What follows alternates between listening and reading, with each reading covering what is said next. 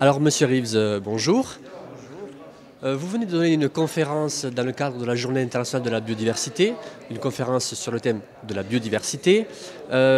Première question liée à l'actualité, il y a une catastrophe écologique qui se joue du côté du golfe du Mexique suite au déversement de centaines de milliers, voire de millions de litres de pétrole. Comment vous ressentez ce qui se passe là-bas ?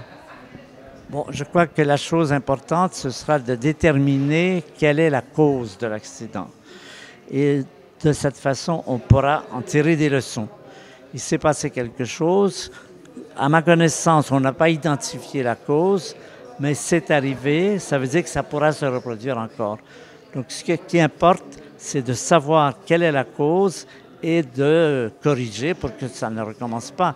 Ce qui se passe là, c'est très dommage, c'est malheureux, mais pour l'instant, ça fuit et voilà. L'important, c'est que ça ne recommence pas.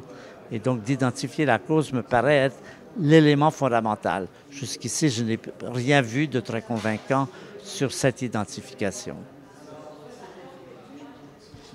Au niveau justement de l'écologie, il y a déjà les marais de Louisiane qui commencent à être touchés. Comment vous voyez les conséquences à long terme du déversement de ces flots de pétrole dans les marais de Louisiane et un peu partout dans le golfe du Mexique? C'est une véritable catastrophe qui va se jouer dedans.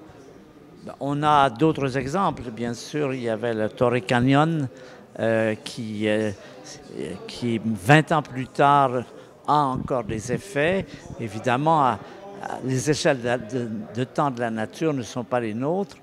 Mais ça risque d'être un peu semblable, c'est-à-dire des millions d'oiseaux mazoutés, des pêcheries, surtout les pêcheurs de Louisiane qui sont des gens pauvres et qui ont déjà eu, ils n'ont pas de chance évidemment, ils ont déjà eu Katrina et maintenant ils ont cette catastrophe. Mais il y a aussi les plages de la Floride qui vont être inondées de pétrole.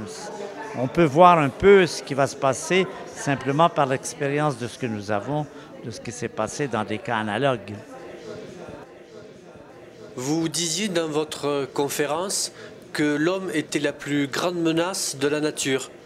Est-ce que vous ne pensez pas que le fait que l'homme accélère l'extinction des espèces, ça ne va pas empêcher la nature de réagir correctement face à ces extinctions ?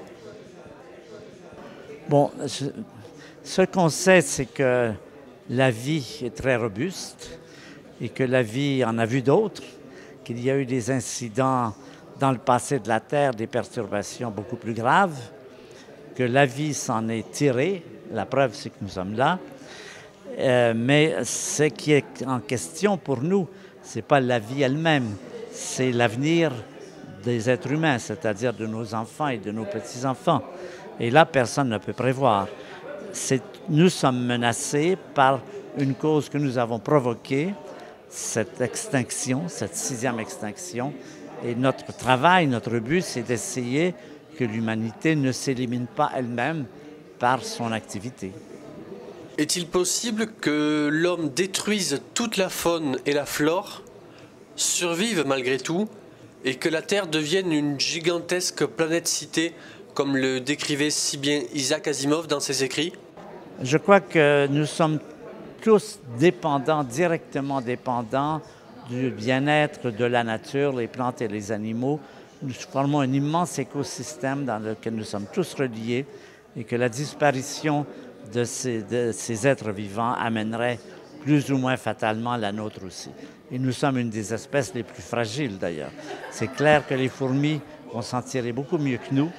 Nous sommes fragiles, nous avons besoin de conditions spéciales qui nous sont assurées par l'écosystème.